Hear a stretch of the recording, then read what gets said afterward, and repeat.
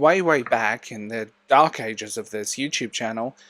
I mean, early enough that I was filming on my Flip's camera and trying to figure out how iMovie worked, and everything had the aesthetic of an ancient Windows Movie Maker from 1998.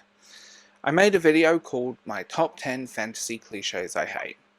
At the time, I was deep in the I'm going to be a fantasy writer, just watch me phase, reading everything from Tolkien to indie Kindle ebooks with covers designed in Microsoft Paint. I had opinions, loud, smug, and mildly embarrassing.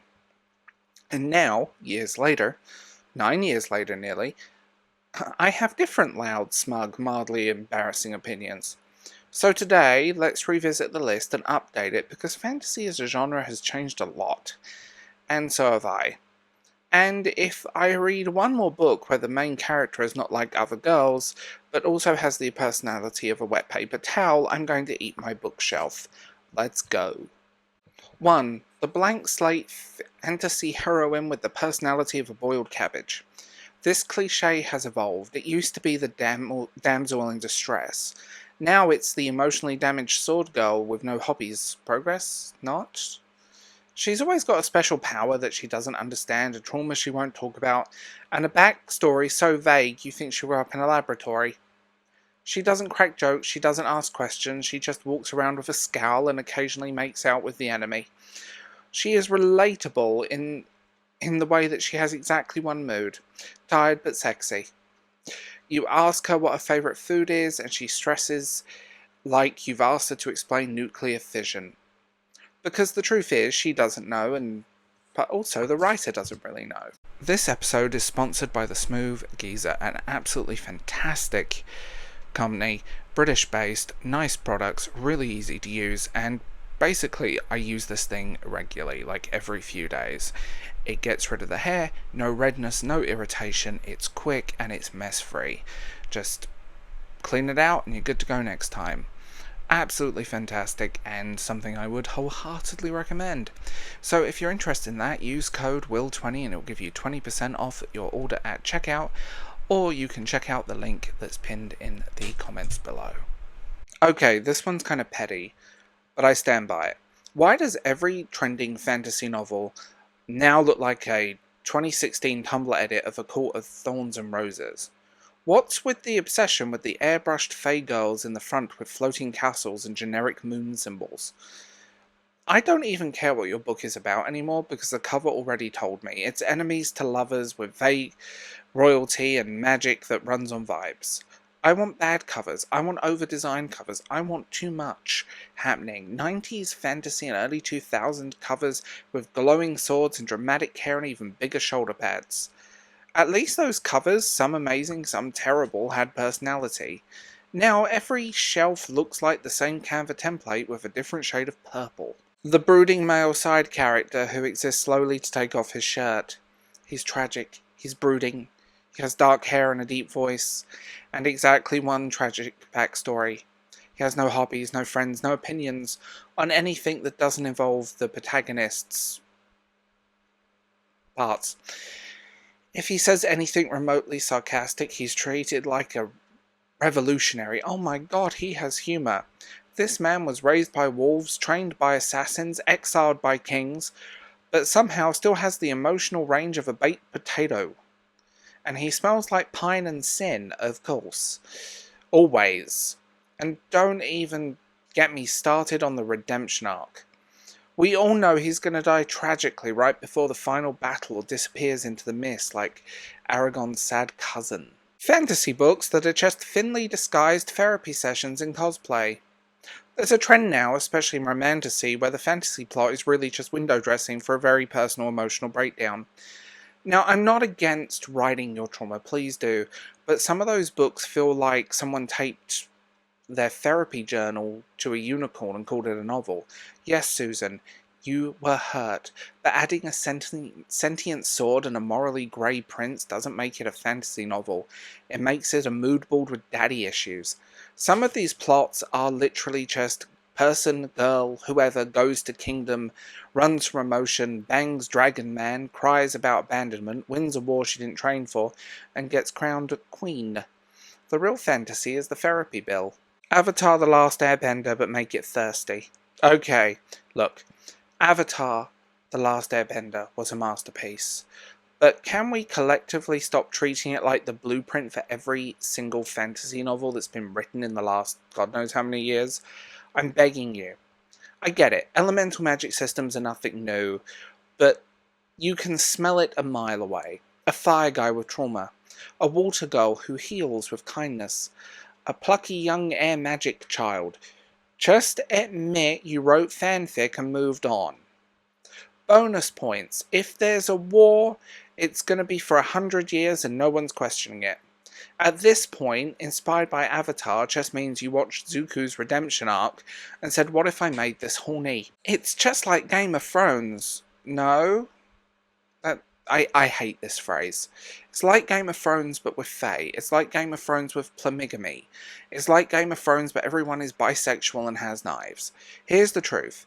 If you're saying it's like Game of Thrones, what you usually mean is I read A Song of Ice and Fire or watched one episode, misunderstood what made it good, and now I'm writing a 800-page grimdark misery porn with incest and poorly explained politics. Not everything has to be morally grey. Not every queen needs to be backstabbing and sexy. Not every story needs a child explaining which noble family murdered which other noble family in chapter 3. Sometimes I just want to read about a mushroom wizard and a sentient boat and a pet frog. That's being honest. Books that are clearly fan fiction with the serial numbers filed off. We're in the era of fanfic rebranding, and honestly I'm exhausted. You can feel it when a book started as fanfic. It has this vibe, that rhythm. The moment that feels weirdly out of place in original fiction because it was meant to lean into a fandom context. Suddenly the hot elf has the exact mannerisms of Kylo Ren. The plot starts to feel suspiciously like a throne of glass if you squint. And sure, I'm not against fanfic going mainstream, but if you're gonna do it, own it, and don't pretend your Dark Prince with a hidden name wasn't originally Draco Malfoy in leather pants. Magical companions who slowly exist for TikTok merch. You know what I'm talking about. The fox with attitude, the baby weevil with a tragic past, the talking cat that only speaks in Tumblr quotes. They're cute, they're sassy, and they're designed to be a plushie or an enamel pin. They never do anything. They don't impact the plot. They just vibe and maybe die and then come back. And then get a spin-off novella. I miss the days where animal companions whatever were weird. Hi, here's Dark Materials, where they had rules or curses or creepy cryptic dialogue. Now they're just sticker packs waiting to happen. Okay. Everybody's hot, but no one's interesting. This is probably my biggest issue with fantasy right now. Everybody is hot. Perfect hair, perfect makeup, muscles glistening with baby oil, skin always glowing, and then fall in love while glaring at each other dramatically. But no one is actually interesting. No one has weird hobbies. No one likes bad jokes. No one has any real character moments. They're all they're just intense and deadly and probably smell like cinnamon and danger. Give me weird protagonists. Give me something else. Give me people, not mannequins with mood disorders. Bonus cliches, because I'm still going. The chosen one trope, but with amnesia. Oh wow, they're secretly royalty. Who saw that coming?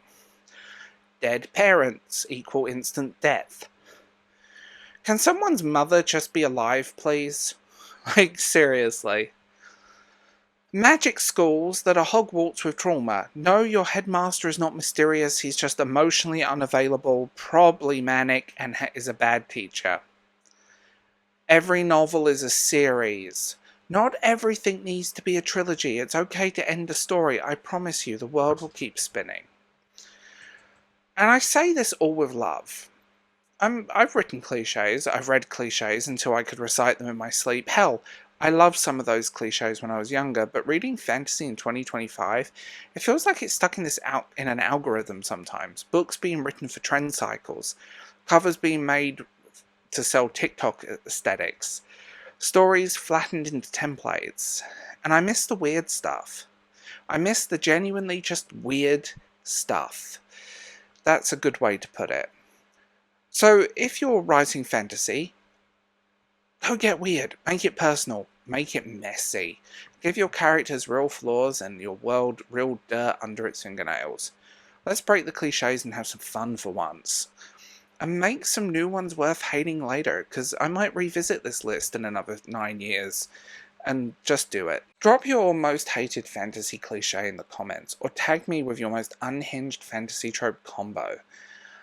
I'm talking cursed libraries, you name it. Going through a swamp to get some kind of magic sword, but, you know, whatever. Whatever you hate. I want to know. Tell me. And I might make a video out of them. So, yeah. Anyway, if you like this video, tell me what you think in the comments, like I said. Remember to hit my Patreon for ad-free content, as well as YouTube membership to ad-free content. And you can also support me via Substack. And you know what? Want deep dive Patreon versions of stuff? Let's go for it. They're coming soon. Let's get really nerdy. Let's just be nerds. Because we are. That's why we're here.